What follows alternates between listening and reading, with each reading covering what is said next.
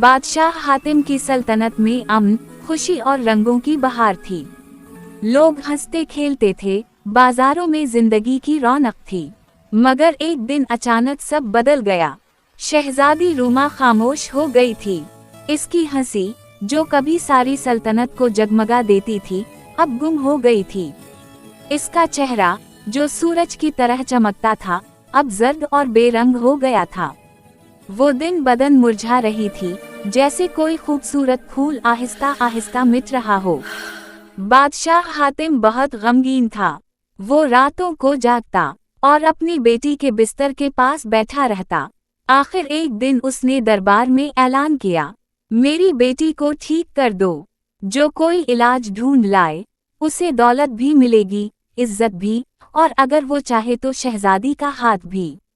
पूरे दरबार में सन्नाटा छा गया। किसी को हिम्मत ना हुई कि वो आगे बढ़े। तब एक जवान खड़ा हुआ, कबीर, वजीर का बेटा। कबीर दौलत या इज्जत के लिए नहीं आया था। वो तो चुपके शहजादी रूमा से मोहब्बत करता था। इसने कहा, मैं जा रहा हूँ, जहाँ भी इलाज हो वहीं तक जाऊंगा। बादशाह ने उसे दुआएं देकर रुखसत किया।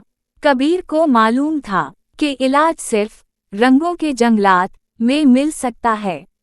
ऐसे जंगल जहाँ हर रंग का अपना जादू, अपना कानून होता है। 5 जंगलात थे और हर एक का एक राज था। सबसे पहले वो नीला बाग पहुंचा। यहाँ सब कुछ नीला था, दरख्त, आसमान, यहाँ तक कि हवा भी। लेकिन जमीन चुपदार थी, हर कदम उसे रोक रही थी। इसने अपनी सारी ताकत लगाई और हिम्मत न हारी।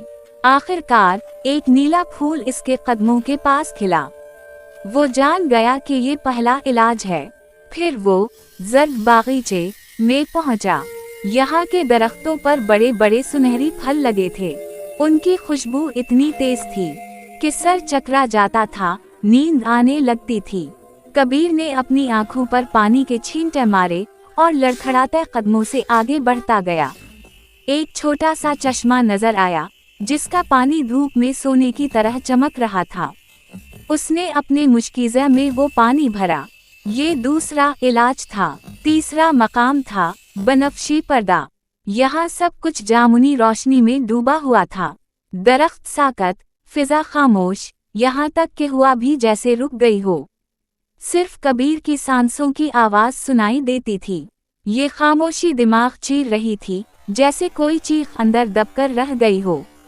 कबीर तकरीबन हार मान चुका था कि अचानक उसने एक छोटी सी आवाज सुनी। छन छन। वो पानी की बूंद थी, जो एक पत्थर से टपककर इसके मुश्किज़े में गिर रही थी। इसने सुकून की सांस ली। अब वो चौथे मकाम लालाजार पहुंचा। ये सुर्ख जंगल कांटों से भरा हुआ था। दरख्तों पर खून जैसे फूल खिले थे, जिनकी खुशबू में दर्द की गर्मी थी। कबीर एहतियात से आगे बढ़ता गया। इसकी चादर कांटों में उलझती, हाथ जख्मी होते, मगर वो रुका नहीं। आखिरकार उसने एक सुर्ख फूल चुना। 5वां और आखिरी मकाम सियाह दलदल था। यहाँ सब कुछ काला था, जमीन, पानी, आसमान। ना रोशनी, ना आवाज, बस अंधेरा। जंगल इसके कानों में सरगोशियां करता, इसे बहकाता, डराता कि वापस लौट जाओ, तुम भटक गए हो। मगर कबीर ने अपनी आंखें बंद की और दिल की रोशनी की पैरवी की। इसने जिंदगी की खुशबू पहचानी और उसी सिमत बढ़ता गया। आखिरकार इसे एक काला फूल मिला। जब कबीर कई दिन बाद वापस आया, तो वो जख्मी, थका हुआ और कीचड़ से लिपटा हुआ था।